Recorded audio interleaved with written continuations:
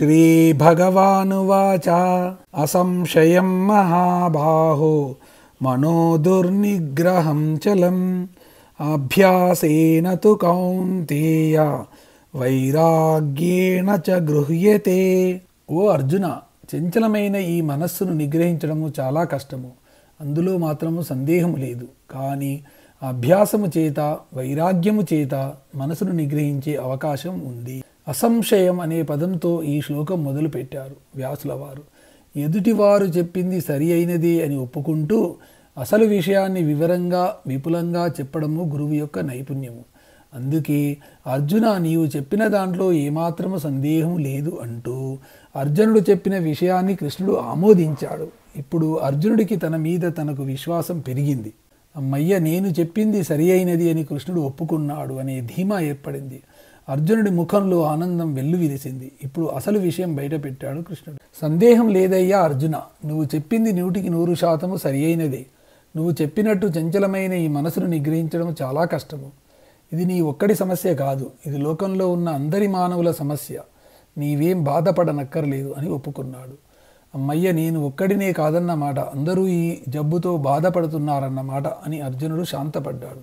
ఎవరైనా ఒక విద్యార్థి తన సందేహమును గురించి అడిగితే తెలివైన ఉపాధ్యాయుడు అతని సందేహము సరి అయినదని చెబితే ఆ విద్యార్థి సంతోషిస్తాడు.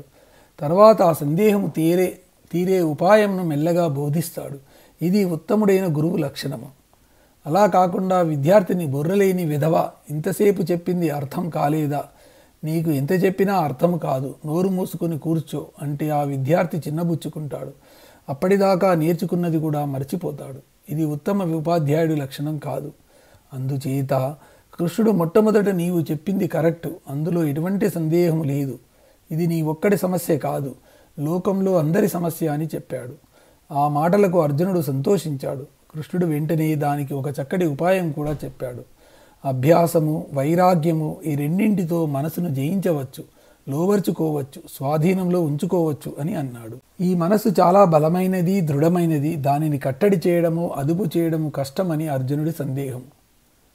జంతువులలో దృఢమైనది ఏనుగు, కానీ దానిని మావటి చిన్న అంకుశంతో తన స్వాధీనంలో ఉంచుకుంటాడు, తన ఇష్టం వచ్చినట్టు నడిపిస్తాడు. సింహము, పెద్ద పులి చాలా క్రూర జంతువులు, బలమైనవి, కానీ వాటిని ఆడించేవాడు చిన్న చర్నాకోలతో వాటిని కట్టడి చేస్తాడు. అలాగే బలమైన దృఢమైన మనసును కూడా అభ్యాసము వైరాగ్యము అనే అంకుశములతో చర్నాకోలతో స్వాధీనమవుతుంది అని పరమాత్మ చెప్పాడు. ఈ విషయం తెలియక కొంతమంది, తెలిసిన అర్థం కాక మరికొంతమంది, అర్థమైన ఆచరణలో పెట్టడం ఇష్టం లేక చాలామంది అర్జునుడి దగ్గర నుండి నేటి పండితుల వరకు మనసు మన మాట వినదు అనే నిశ్చయానికి వచ్చారు. దానికి పరమాత్మ చెప్పిన ఉపాయము అయిన అభ్యాస వైరాగ్యములను ఎవరూ ఆచరించరు. ఈ విషయాన్నే పతంజలి తన యోగశాస్త్రంలో కూడా వివరించాడు. అభ్యాస వైరాగ్యాభ్యాం తన్నిరోధ అంటే అభ్యాస వైరాగ్యములతో మనసును నిరోధించవచ్చు అని. పతంజలి యోగశాస్త్రము, భగవద్గీత ఈనాటివి కావు, వేల సంవత్సరాల కిందట రాయబడ్డాయి. కానీ ఈనాటికి కూడా మానవులు అభ్యాస వైరాగ్యములను అనుసరించి మనసును స్వాధీనపరచుకోలేకపోతున్నారు. వైరాగ్యము అంటే రాగము అంటే ప్రాపంచిక విషయముల యందు రాగము అంటే కోరిక, ఆసక్తి లేకుండా ఉండటము. ఈ రోజుల్లో కోరిక ఆసక్తి లేకుండా ఎవరుంటారు అని మీకు సందేహం రావచ్చు. కానీ ఇక్కడ కోరిక ఆసక్తి అంటే మితిమీరిన కోరిక ఆసక్తి అని ఈనాటికి అన్వయించుకోవచ్చు. ఈ ప్రపంచంలో ఉన్న వస్తువులతో మనుషులతో కలిగే సంగమం వలన మనకు లభించే ఆనందము శాశ్వతమైనది కాదు. అది ఈరోజు ఉండి రేపు పోతుంది. ఆత్మానందమే శాశ్వతమైన సుఖము అని తెలుసుకోవాలి.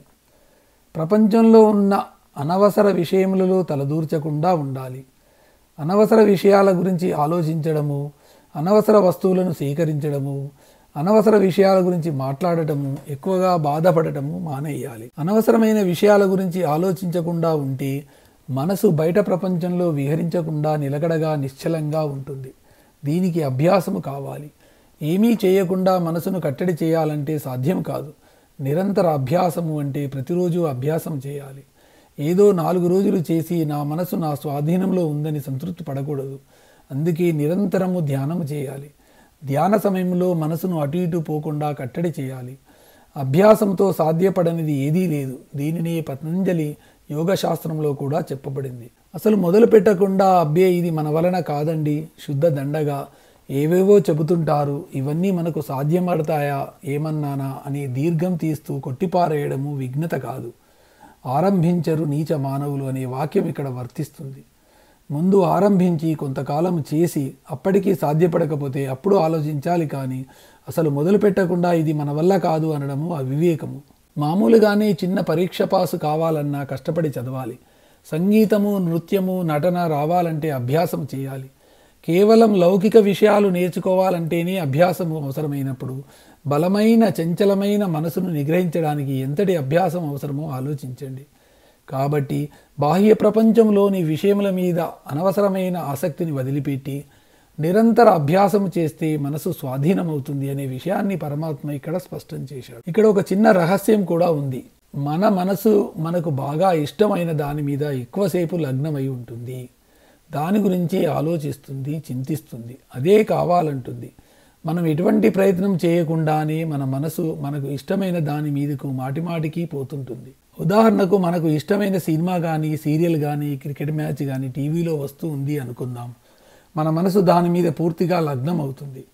ఆకలి, దప్పిక, ఆఫీసు, కాలేజీ, ఇల్లు అన్నీ మర్చిపోతాము. ఇది మనసుకు సహజ లక్షణము. అదేవిధంగా మన మనసు ఆత్మదర్శనం మీద లగ్నం చేస్తే ఎలా ఉంటుంది?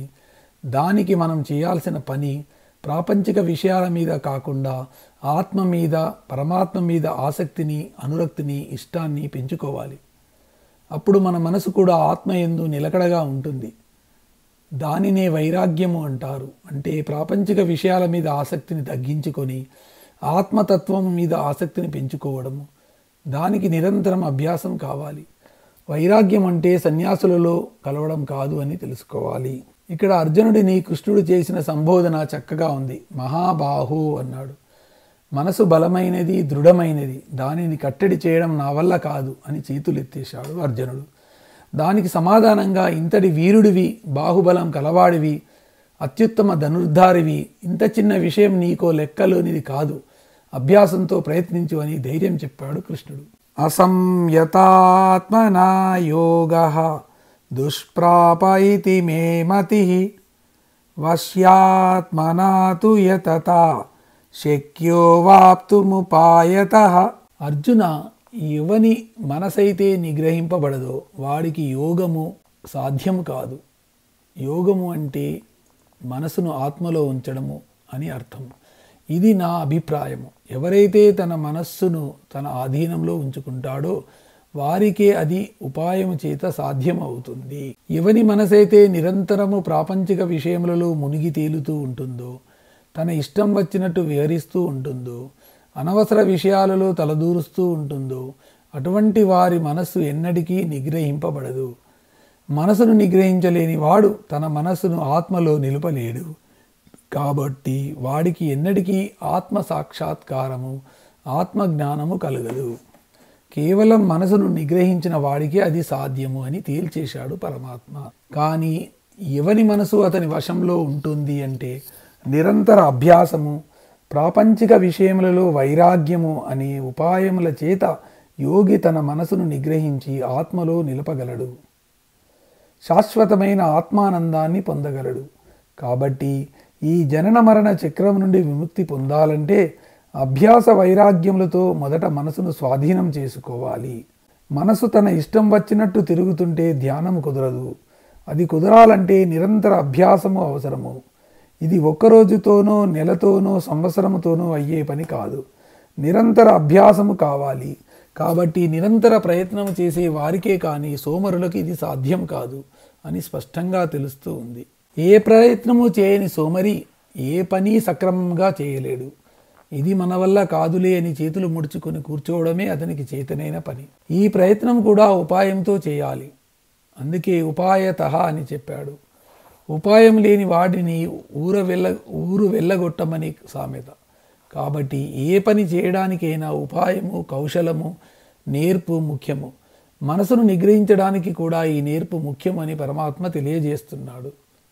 వైరాగ్యంతో, అభ్యాసంతో, నేర్పుతో చేస్తే మనోనిగ్రహము, ఆత్మసాక్షాత్కారము ఈ జన్మలోనే సాధించవచ్చు అని పరమాత్మ చెబుతున్నాడు. అర్జున ఉవాచ అయతి శ్రద్ధయోపేతః యోగాచలితమానసః అప్రాప్య యోగ సంసిద్ధిం కాం గతిం కృష్ణ గచ్చతి. కృష్ణ ఒకడు బాగా శ్రద్ధతో యోగం చేస్తున్నాడు, కానీ అతడి మనస్సు అతడి స్వాధీనంలో లేదు. అటువంటి వాడు ఏదో కారణం చేత మనస్సు చెలించి తాను చేస్తున్న యోగమును మధ్యలో ఆపేసి ఆ యోగ సిద్ధిని పొందలేకపోతే అతడి పరిస్థితి ఏమిటి? అతడికి ఎటువంటి గతులు కలుగుతాయి? అర్జునుడు వేసిన ప్రశ్నకు కృష్ణుడు సమాధానం చెబుతూ ఉంటే అంతలోనే మరలా అర్జునుడికి కొన్ని సందేహాలు కలిగాయి. వెంటనే కృష్ణుడిని వాక్ ప్రవాహాన్ని ఆపాడు. కృష్ణ, ఆగవయ్యా, కాస్త ఆగు. నీవు చెప్పింది బాగానే ఉంది. వైరాగ్యము, అభ్యాసము, నేర్పు, ఉపాయములలో మనసును స్వాధీనం చేసుకోవచ్చు అన్నావు. బాగానే ఉంది. చాలామందికి నీవు చెప్పినట్టు చేయాలనే కోరిక, శ్రద్ధ ఉంటాయి అని అనుకుందాము. ఆ కోరికతో, శ్రద్ధతో కొంతకాలం యోగము, అభ్యాసము చేస్తాడు.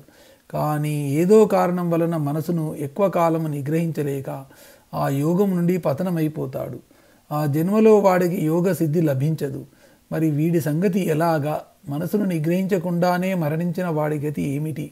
వాడు ఏ లోకాలకు వెళతాడు? వివరంగా చెప్పు అని అడిగాడు. కాబట్టి మనకు యోగం చేయాలనే శ్రద్ధ, భక్తి, కోరిక ఉంటే చాలదు. ఇంద్రియ నిగ్రహము, మనోనిగ్రహము కూడా ఉండాలి. దానికే ఈ సాధన అంతా. కాకపోతే అర్జునుడి సందేహం ఏమిటంటే, ఈ మనోనిగ్రహం ఎంతకాలం ఉంటుంది? కొంతకాలం మనోనిగ్రహం పాటించి ఏదో కారణం చేత విచలితుడు అయితే, అంటే జారిపోతే వాడి గతి ఏమిటి? అలా కాకుండా యోగం చేస్తూ మధ్యలో ఏ కారణం చేతనైనా మరణిస్తే వాడి గతి ఏమిటి? అప్పటిదాకా వాడు చేసిన సాధన అంతా వృధా అవుతుందా? అలా ఏ జన్మలో చేసిన సాధన ఆ జన్మకే పరిమితం అవుతుంటే ఇంకా సాధన చేయడం ఎందుకు? పరిపూర్ణత్వము సిద్ధించడానికి ఒక జన్మకాలం చాలదు కదా అని ప్రశ్న పరంపరను కురిపించాడు అర్జునుడు. ఎంతటి గొప్పవారికి కూడా మనసు చెలించడం సహజము. విశ్వామిత్రుడు గొప్ప తపస్సు చేసి కూడా మేనక వ్యామోహంలో పడ్డాడు. భరతుడు రాజ్యాన్ని, సంపదలను, భార్యాపిల్లలను వదిలిపెట్టి అరణ్యంలో ఆశ్రమం నిర్మించుకొని తపస్సు చేసుకుంటూ కూడా చిన్న జింక పిల్లను రక్షించి దాని వ్యామోహంలో పడ్డాడు. అతని తపస్సు ఆగిపోయింది. మరుజన్మలో జింకగా పుట్టాడు. ఈ వీడియో మీకు నచ్చినట్టయితే లైక్ చేయండి, కామెంట్ చేయండి, సబ్స్క్రైబ్ చేయండి. నోటిఫికేషన్ల కోసం పక్కనే ఉన్న బెల్ ఐకాన్ క్లిక్ చేయండి. మీ ప్రోత్సాహము మాకు కొత్త ఉత్సాహాన్ని ఇస్తుంది. అందుకే చిన్న కామెంట్ చేసి మమ్మల్ని ప్రోత్సహించాలని కోరుతున్నాను. Thank you.